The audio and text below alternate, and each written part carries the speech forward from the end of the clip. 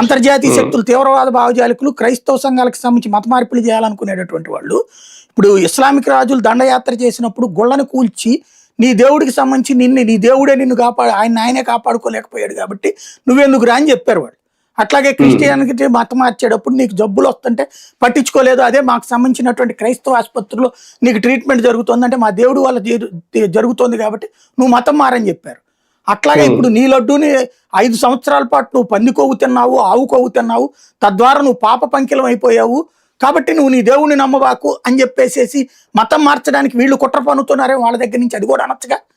మాట్లాడాలనుకుంటే అంతర్జాతీయ శక్తుల కుట్ర ఉంది వీళ్ళ మీద. ఎందుకంటే బిల్ గేట్స్ ఫౌండేషన్ వాడు వచ్చి ఇప్పుడు బిల్ గేట్స్తో వీళ్ళు ఒప్పందం చేసుకుంటున్నారు హెల్త్ కార్డులకు సంబంధించి.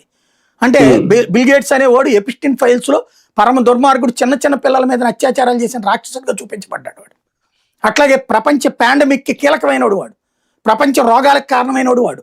వాడిని తీసుకొచ్చి ఇప్పుడు దగ్గర పెట్టుకుంటున్నాం మనం.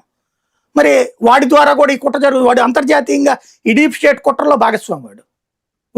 వాడి చెప్పినటువంటి దాని కోణంలో చేసి ఉండొచ్చు కదా. ఆ దశలో ఎందుకు సిట్టు దర్యాప్తు చేయకూడదు అని అనగచ్చుగా మనం కూడా. అక్కడ మాట్లాడితే 100 ఉంటాయి.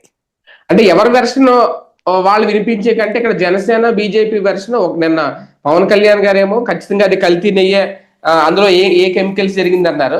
మాధవ్ గారు అసలు లక్షల లీటర్ల నెయ్యి ఉత్పత్తి చేసే ఆ డైరీలో కనీసం అసలు పాలే లేకపోవడం, పాలే లేని డైరీ నుంచి ఎలాగ ఇన్ని లీటర్ల నెయ్యి వచ్చింది, ఇదంతా సింథటిక్ నెయ్యే అని చెప్పి వీళ్ళు క్లారిఫై ఇచ్చాడు. అంటే ఇది మొత్తం 3 పార్టీలు ఫిక్స్ అయిపోయినాయి. అక్కడ సింథటిక్ నెయ్యి ద్వారానే ఇన్నాళ్ళు లడ్డూలు తయారు చేసి అమ్మేశారు, కల్తీ చేశారు అనేది.